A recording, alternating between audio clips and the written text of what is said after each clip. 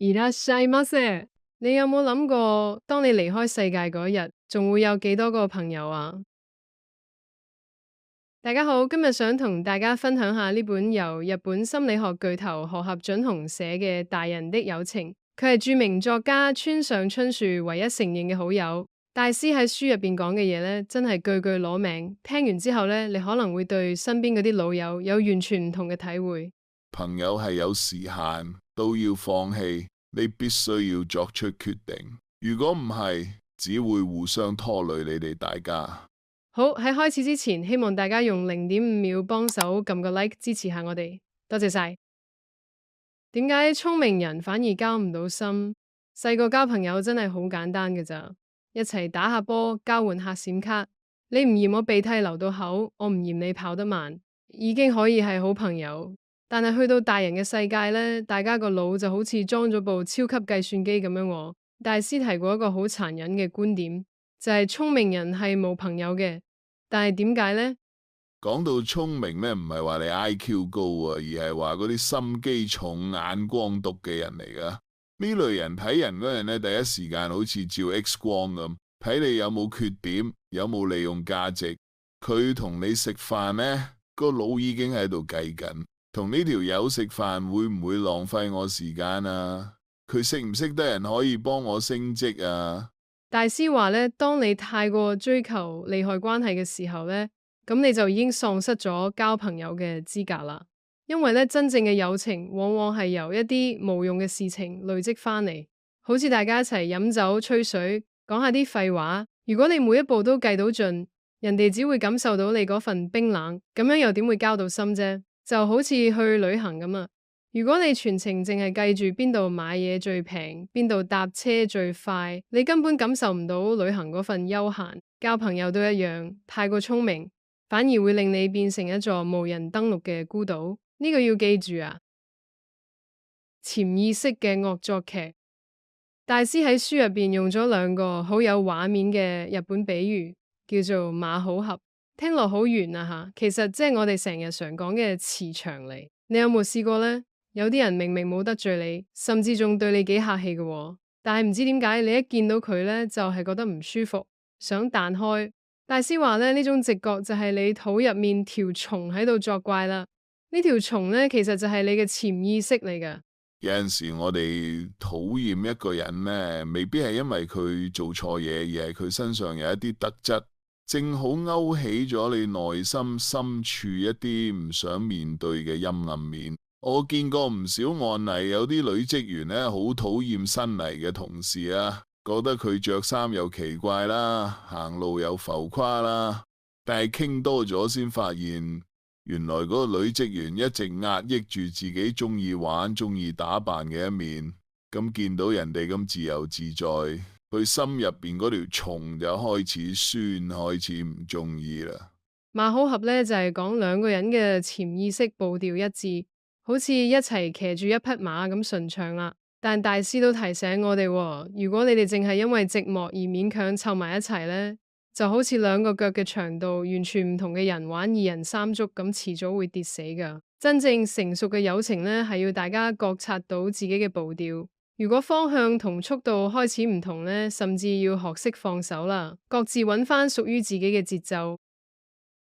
男女之間到底有冇純友情？呢個問題真係由石器時代討論到而家啦。咁大師呢，喺書入邊都好坦白講，男女之間要建立純友情呢，真係難過中六合彩啊！因為性嘅衝動係一種好強大嘅動物本能嚟。好多人會話呢，我哋好純潔噶，好似兄弟姊妹咁。但大師話呢，只要你仲係人類，只要異性相吸嘅磁場仲喺度呢，嗰份衝動就隨時會爆發噶啦。所以好多所謂嘅男女友情呢，一遇到酒精或者寂寞嘅契機，好容易就變咗戀人或者直接反目㗎。咁係咪一定冇呢？又唔係喎。我有一個觀點就係畢業生關係啦，即係話呢，如果兩個人曾經係夫妻或者情侶，而家關係結束咗，大家對性呢部分已經正式畢業，甚至攞咗證書咯，咁樣反而可以建立起一種好深厚、好坦誠嘅友情嚟嘅。大師仲講咗一個好靚嘅比喻喎，喺個窄口樽上面放一個50 yen，然後喺50 yen 嘅細窿度倒油入去，一滴都唔可以漏。呢一種大師級技藝呢，就好似男女友情咁啦，你要有好強嘅意志力同自律噶。如果你可以將嗰份性衝動升華，轉化為心靈嘅交流，咁樣嘅友情甚至會比同性之間更加精彩、更加深刻噶。大人嘅距離感，而家呢成日講社交距離，但係大師早喺30年前就已經講緊友情嘅安全距離啦。好多人交到新朋友呢，就恨不得日日黐埋一齊，連人哋去邊度買底衫都要管。但大師話呢，呢種黐身其實係友情嘅毒藥嚟噶，因為每個人都有自己嘅秘密啦，有自己嘅陰暗面啦。如果你哋太接近呢，咁就好似兩個人夾硬要住喺超細帳篷咁，對方嘅口臭、體味、怪癖都會令你頂唔順噶。阿拉伯有一句諺語好正嘅，內心要喺埋一齊，但住嘅帳篷要分開。大人嘅友情呢，最重要係識得體貼心。咩叫體貼先？唔係叫你日日問候佢啊，而係當你見到朋友表現出問題或者做咗衰嘢嘅時候呢，你唔係第一時間衝出嚟做大法官批判佢，而係識得企喺佢身邊，靜靜地同佢一齊感受，再分享你嘅睇法啊！要維持呢種距離呢，日本人好中意加一啲儀式感，例如講敬語、送客小禮物咁。呢啲看似客套嘅嘢呢，其實係一種保護膜嚟噶，等大家喺唔會受傷嘅情況下，可以保持住一份溫暖嘅聯繫。當朋友成功或者背叛嘅時候，當你最好嘅老友突然升職發大財買大屋，你第一時間嘅反應係乜呢？係真心想開香檳替佢開心啊，定係心入邊酸溜溜，覺得憑咩係佢唔係我啊？我明明仲勤力過佢啦，真係嬲嬲地。呢種妒忌心其實係人性嚟嘅，係正常到不得了嘅。真正嘅友情呢，唔係話你要變聖人，完全冇妒忌心，而係你要覺察到自己呢份舒服，然後慢慢去消化佢。我本書入邊有個個案，有個男人啊，知道老友升官啊，明明好酸，但係返到屋企又要扮大方，唔敢同老婆講。屈埋，只敢對住下屬發脾氣。後尾啊，佢承認自己妒忌啊，先至釋懷到，可以繼續同呢個好朋友相處落去。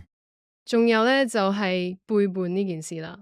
大師話背叛係人類世界嘅定律嚟噶。有陣時我哋太追求一體化啦，覺得你係我朋友，你就一定要撐我。咁結果呢，當對方做唔到嘅時候，你就會覺得被全世界拋棄啦。其實呢，每個人都係獨立個體嚟噶。我哋要接受朋友係會變嘅，保持適度嘅距離，其實就係對友情嘅一種買保險咯。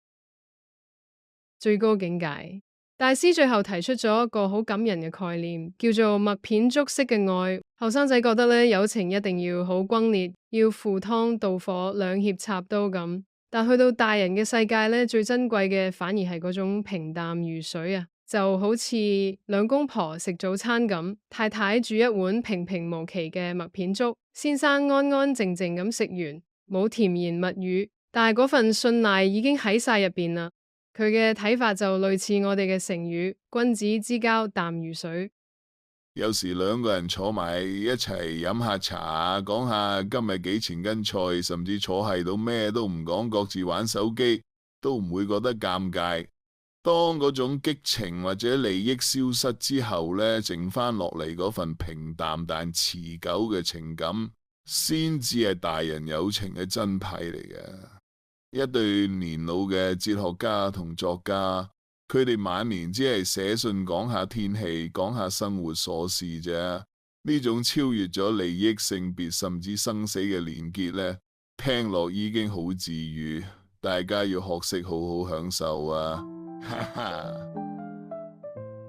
如果要我帶走呢本書嘅一個技巧，我會揀今集冇講出嚟嘅一段影子朋友。